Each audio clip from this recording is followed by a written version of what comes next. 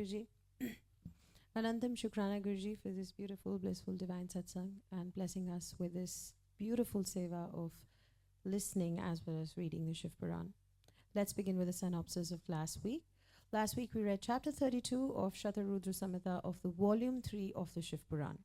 In this we read about the story of Upamanyu and the Sureshwara incarnation of Lord Shiva. Formerly, there was a boy named Upamanyu who was a son of a sage, and he used to live in his uncle's hermitage with his mother. So once he got to taste milk and really loved the taste of it. So he yearned for more and requested his mother to give him more milk. But the mother did not have the means to provide more milk. So she made artificial milk with some grains and seeds and gave it to Upamanyu. But Upamanyu could instantly figure out that this was not real milk, and he really wanted more, so he cried out. So the mother told Upamanyu that he could only get these things due to grace of Lord Shiva. So instantly the boy asked the mother not to worry about anything and then went to a mountain, Himavat, to perform severe penance. He constructed a phallic image and repeated the 5-syllable mantra, Namah Shivaya, and performed a severe penance remembering Lord Shiva. Now, his penance was so severe that all the mobile and immobile objects of the 3 worlds began to blaze. Now, seeing all this, the gods approached Lord Shiva, and then Lord Shiva assumed the form of Indra because he wanted to test the devotion of Upamanyu.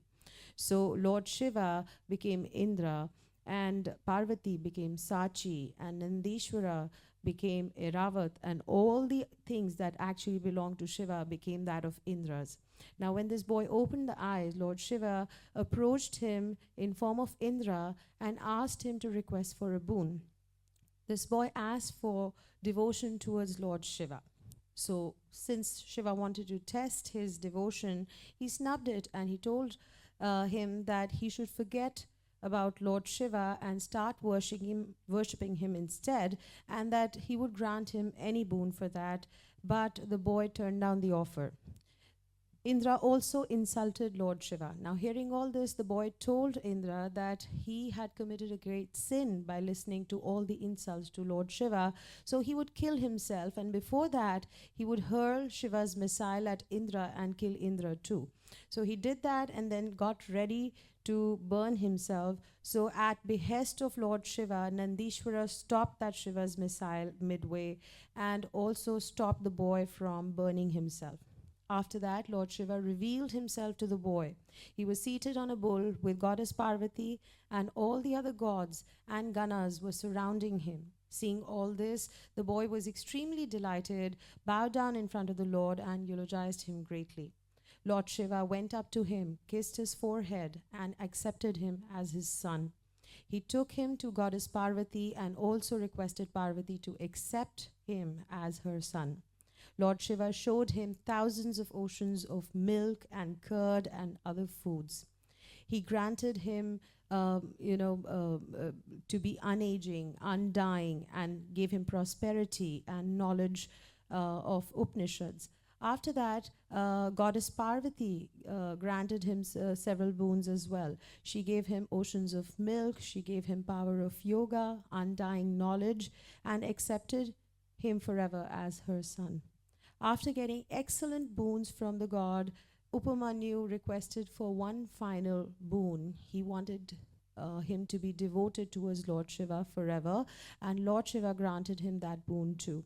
After that, Lord Shiva, goddess Parvati, and all the others vanished from there, and the delighted Upamanyu returned home and narrated the entire story to his mother. He attained extreme happiness due to the blessings of the god. With that, we come to the end of the synopsis. Today we will read chapter 33, which is the incarnation of Shiva as student ascetic, and chapter 34, which is Shiva's incarnation as Sunartaka Nata. Today, Sunita Aunty will be reading these chapters in English. We do not have Hindi reading today. Hope you enjoyed today's reading. And if you want to read Shivpuran, you can reach out to Seema Aunty or me or Rashmi Aunty, and we can arrange a reading for you. Jai Guruji, Shukrana Guruji.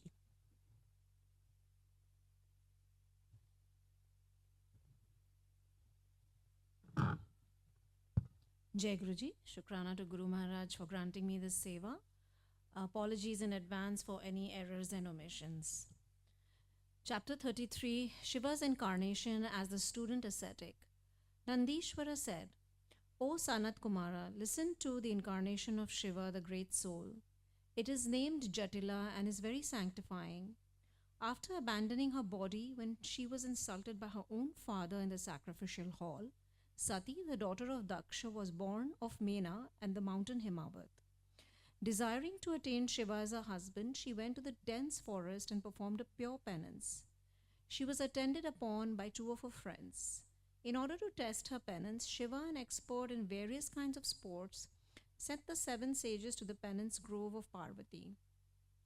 The sages went there and thoroughly tested her. As she was strenuous in her effort, they could not dissuade her from her penance. They returned and bowed to Shiva.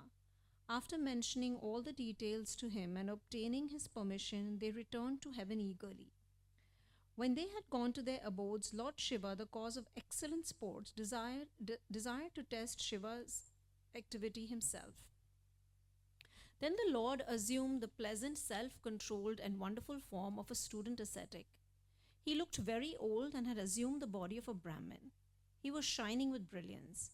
He had a staff and an umbrella. He was mentally delighted. Assuming this form of a Jatila, one with matted hair, the delighted Shiva, favorably disposed to his devotees, went to the penance grove of Parvati. There he saw goddess Parvati seated on the dais, surrounded by her friends. She appeared like the pure digit of the moon. On seeing the goddess, Shiva, who is favorably disposed to his devotees and who has assumed the form of a student ascetic, approached her eagerly and lovingly. On seeing the Brahmin visitor of wonderful splendor, quiet with hairy limbs, bearing the staff and hide of a deer, the aged bachelor with matted hair and a water pot, she welcomed and worshipped him with all the articles of worship. The goddess Parvati inquired after the health of that aged bachelor respectfully after worshipping him with the great joy.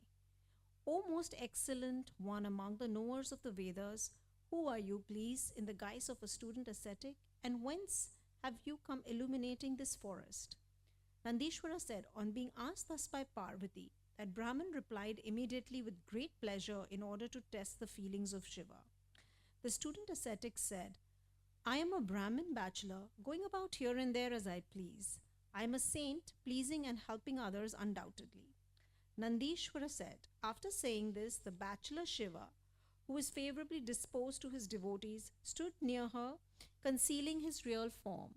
The student ascetic said, what shall I say, O great lady? There is nothing to be mentioned. A great calamity seems to have happened, extremely confusing. In your fresh youth, the means of good enjoyment and cause of happiness, through all requisite articles of pleasure, you are performing this penance in vain. Who are you? Whose daughter are you? Why are you performing a penance in this desolate forest?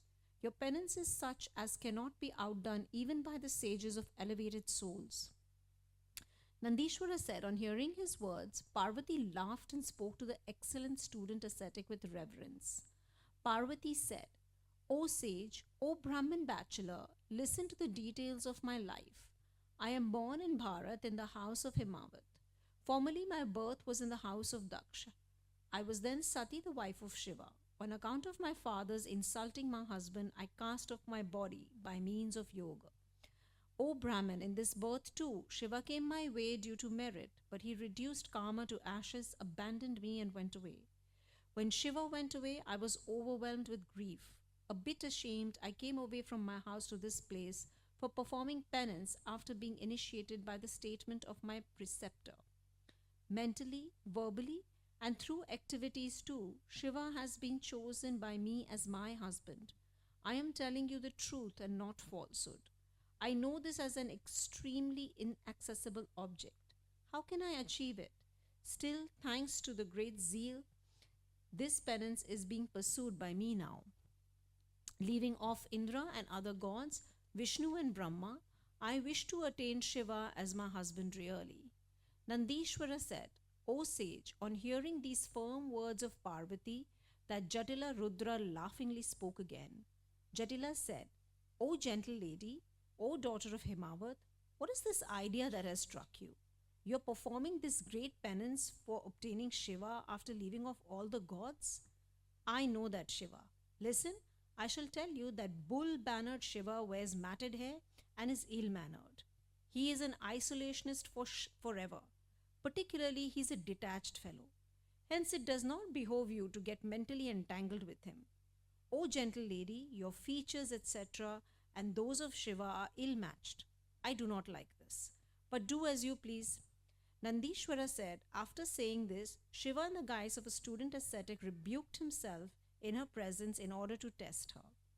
On hearing his intolerable words, Parvati replied, extremely infuriated at him, who was engrossed in insulting Shiva. Till now, I thought you would be someone fit to be killed,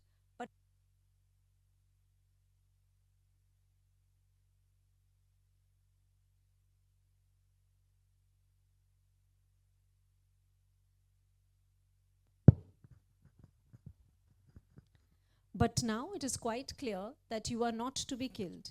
You are some foolish knave in the guise of a student ascetic. O fool, Shiva has been insulted by you. Hence, I am infuriated. You do not know Shiva. You are averse to Shiva. Since I had already welcomed and honored you, I am now distressed. The accumulated merits of the person who insults Shiva without knowing reality are reduced to ashes. One should perform expiation after touching a Shiva hater. O wicked fellow, you said, I know Shiva. Certainly he is not known to you. Shiva alone is the great Lord. Assuming many guises through his Maya, Rudra may appear in any form, but the beloved of the good, having no aberrations, lavishly bestows all desired things on me. Nandishwara said, after saying this, Parvati expatiated on Shiva's principle, where Shiva was explained as attributeless and unchanging, performing the penance of Brahman. On hearing her words, the Brahman began to say something, but by that time, Parvati, whose mind was attached to Shiva and who was averse to Shiva being insulted, immediately spoke to her friend Vijaya. Parvati said, friend, this base Brahmin must be prevented. He is going to speak again. He is sure to insult Shiva. It is not only the censurer of Shiva who becomes sinful, but also he who listens to such insults. A rebuker of Shiva shall be slain by all means by Shiva's attendants. If he happens to be a Brahmin, he shall be abandoned. He shall go away from that place immediately. This wicked fellow will insult Shiva again. Being a Brahmin, he cannot be killed. He shall be abandoned. He should not even be looked at. Let us leave this place and go elsewhere. Do not delay, lest there should be any further talk with this ignorant man. Nandishwara said, O sage, after saying this, Parvati was just to walk away when Shiva revealed himself and caught hold of her cloth. After assuming that divine form which Parvati was meditating upon, Shiva spoke to her as she stood face downwards. Shiva said, O Parvati, where are you going, leaving me? You cannot be forsaken by me. You have been tested by me. O faultless one, you are really steady in your devotion to me. Desirous of knowing your feelings, I have approached you in the guise of a student ascetic and spoke these diverse words. O Parvati, I am delighted at your steady devotion. Mention the boon that you have cherished in your mind. There is nothing that cannot be given to you. O loving lady, I have been made your slave from now onwards by means of your penance. Due to your beauty, even a moment seems to expand into a yuga. Leave off your bashfulness. You are my eternal wife. O beloved, come on, I shall go to my hilly abode along with you. When the Lord of gods said thus, Parvati rejoiced much. Whatever misery she experienced in performing the penance, she cast off immediately. On seeing the divine form of Shiva, Parvati replied to the Lord with face lowered due to bashfulness. Parvati said, O Lord of gods, if you are delighted, if you have pity on me, be my Lord and husband.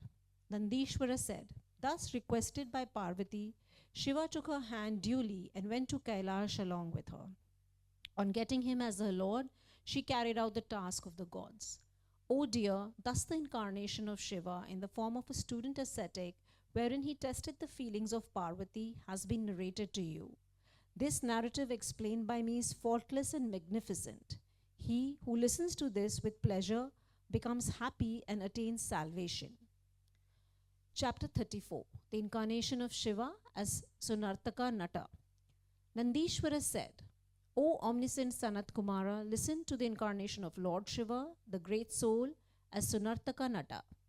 O sage, when goddess Parvati, daughter of Himavat, performed the pious penance in order to attain Shiva, after going to the forest, Shiva was much delighted at her austerity. He approached to test her, conduct, and out of pleasure to grant her the desired boon. O sage, the delighted Shiva revealed his real form to her and told Parvati, mention the boon you wish to have. On hearing the words of Shiva and on seeing this excellent form, Parvati was delighted. She spoke to him after paying her homage. Parvati said, O Lord of gods, if you are delighted, if a boon shall be granted to me, O Shiva, you be my Lord and husband. Please take pity on me. With your permission, I shall go to my father's abode. O Lord, you shall approach my father. In the form of a mendicant and making your spotless fame known, beg me of my father and make the householder's life fruitful. O Lord Shiva, it behoves to marry me with due rites for the fulfillment of the task of the gods. O Lord, you are without aberrations. Please fulfill my desires. You are favorably disposed to the devotees. I am always your devotee. Nandishwara said, thus requested by her, Shiva, who was favorably disposed towards his devotees, said, so be it, and vanished from there. He returned to his mountainous abode. After making her beauty fruitful, Parvati returned to her father's abode, jealously in the company of her female friends. On hearing Parvati's return, Himavat, accompanied by his attendants and his wife Mena, joyously came to see his daughter. On seeing her delighted, both of them received her suitably within the house and glad at heart celebrated the event with pleasure. Mena and the Lord of Mountains made gifts to Brahmins and others. The auspicious mantras of the Vedas were chanted. Then Mena joyously stayed for a while in the yard with her daughter, and Himavat went to the Ganges for a bath. In the meantime, Shiva, favorably disposed towards his devotees and indulging in good sports, assumed the form of a dancer and approached Menaka. He held the horn in his left hand and the small drum in his right. He carried a bundle of patched garments on his back. He wore a red cloth. He appeared to be an expert in dance and music. Then the Lord, in the form of a dancer, performed various dances joyously in the yard of Menaka and sang sweetly. He blew on the horn and played on damru, producing sweet notes. With great pleasure, he exhibited a variety of splendid sports. The citizens, including men, women, children, and old women, gathered there suddenly to see him. O sage, hearing the sweet song and witnessing the splendid dance, the people were fascinated, and Mena too was highly delighted. Immediately, Mena, whose mind was in exultation thanks to his clever feats, went to give him potfuls of gems and jewels. He did not accept those gems. He wished to have Parvati for his arms. Eagerly, he began to dance and sing again. On hearing his words, Mena was surprised. She became furious as well. She rebuked the mendicant and wanted to drive him out. In the meantime, the Lord of the Mountains returned from the Ganges. He saw the mendicant in the form of a man standing before him in the yard. On hearing from Mena all the details, he too was infuriated.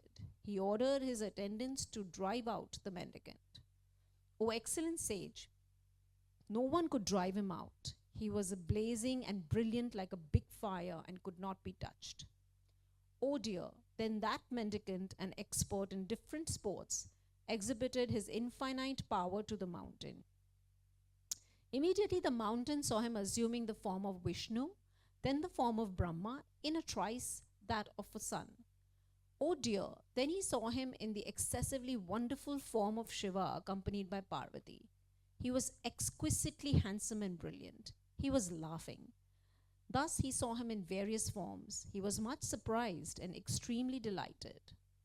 Then the leading mendicant of good sports begged for Durga as his alms of her, Mena, and of him, the mountain. He did not accept anything else. Then Lord Shiva, in the form of the mendicant, urged by Durga's words, vanished and went away to his abode suddenly. Perfect knowledge then dawned on Mena and the Lord of the Mountains. They thought, the Lord Shiva has deceived us and returned to his abode. Our Parvati, who has performed a hard penance, shall be given to him. Thinking thus, they became extremely devoted to Shiva. Thence, after performing great sports, Shiva performed the marriage rites duly with Parvati, delighting all devotees. Oh dear, thus the incarnation of Shiva as Sunartaka Nata, in which the desire of Parvati was fulfilled, has been explained to you by me. Thus, the pious narrative of great value has been explained by me. He who listens to this with pleasure becomes happy and attains salvation. That brings us to the end of today's reading. Jai Guruji, Shukrana Guru Maharaj.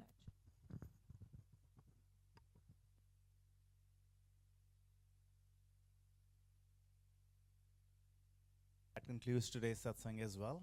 The next